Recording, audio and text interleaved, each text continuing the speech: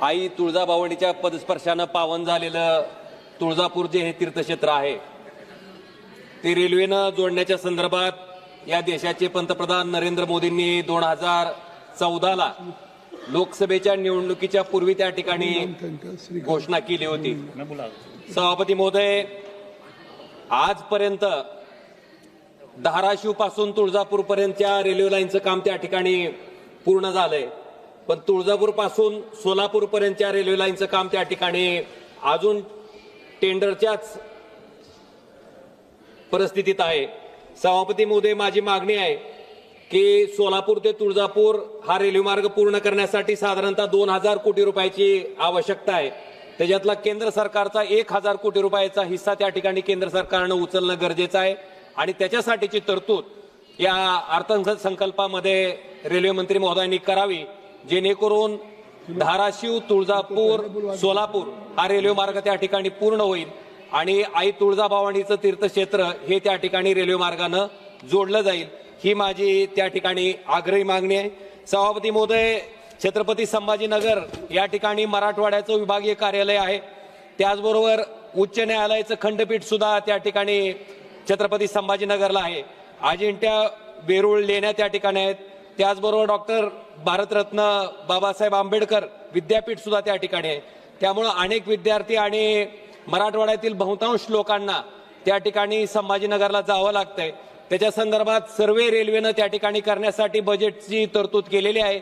माझी आग्रही मागणी आहे की धाराशिव पासून छत्रपती संभाजीनगर पर्यंतचा जो रेल्वे मार्ग ज्याचा सर्वे आपण करतायत तो सर्वे तातडीनं पूर्ण करून हा रेल्वे मार्ग त्या ठिकाणी पूर्ण करण्याच्या दृष्टीनं केंद्र सरकारनं पावलं उचलावीत आणि याच्या सर्वेक्षणासाठी 6 कोटी रुपये आपण मंजूर केले, त्याच्याबद्दल रेल्वे मंत्री महोदयाचं सुद्धा मी त्या ठिकाणी मनापासून या ठिकाणी आभार व्यक्त करतो। सभापती महोदय, हारंगुळ ते पुणे ही ट्रेन त्या ठिकाणी चालू आहे, पण सध्या ही ट्रेन जी आहे ती पुणे स्टेशन पर्यंत त्या ठिकाणी जात होती, पण दुर्दैवानं आता ही ट्रेन हडपसर पर्यंतच त्या ठिकाणी धावते आणि धाराशिव मधनं लातूर मधनं त्या ठिकाणी जाणाऱ्या अनेक लोकांना पुण्यामध्ये जाण्यासाठी फार मोठी अडचण त्या ठिकाणी निर्माण होती आहे। सभापती महोदय, 1-2 मिनिटं पण बोललेलो नाही, मला माझ्या मतदारसंघाचे विषय तर मांडू द्या। सभापती महोदय, ही जी ट्रेन आहे ती हारंगुळ पासून पुणे स्टेशन पर्यंत धावण्याच्या बाबतीत सुद्धा त्या ठिकाणी निर्णय घ्यावा, जेणेकरून जे प्रवाशांना आणि विद्यार्थ्यांना फार मोठी अडचण त्या ठिकाणी निर्माण होते ती अडचण त्या ठिकाणी दूर केली जाईल।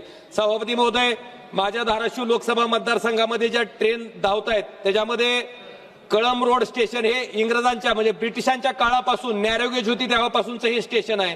सभापती महोदय, या कळंब रोड स्टेशनला त्या ठिकाणी लातूर मुंबई एक्सप्रेस या ट्रेनला कळंब रोड टरवळे या ठिकाणी थांबा देण्याच्या बाबतीत मी कित्येक वर्षापासून म्हणजे ज्या दिवशीपासून खासदार झालो त्या दिवशीपासून प्रत्येक अधिवेशनात ही मागणी करतोय।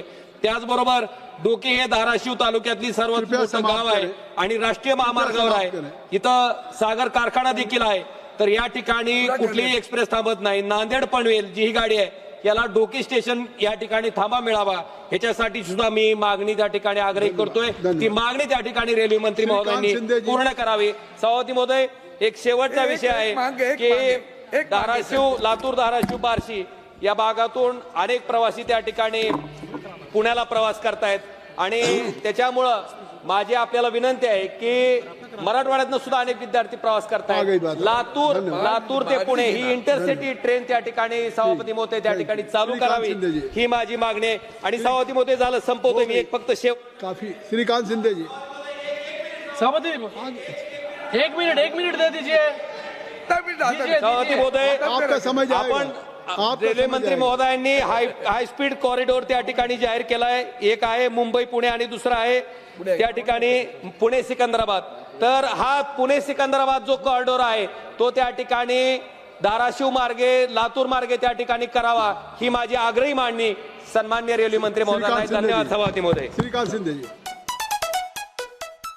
नवनवीन घडामोडी पाहण्यासाठी स्टार महाराष्ट्र न्यूजला सबस्क्राईब करा आणि ताज्या बातम्यांचे अपडेट मिळवण्यासाठी बेल आयकॉनला प्रेस करा आणि परिपूर्ण बातमी बरोबर रहा, इतरांपेक्षा एक पाऊल पुढे।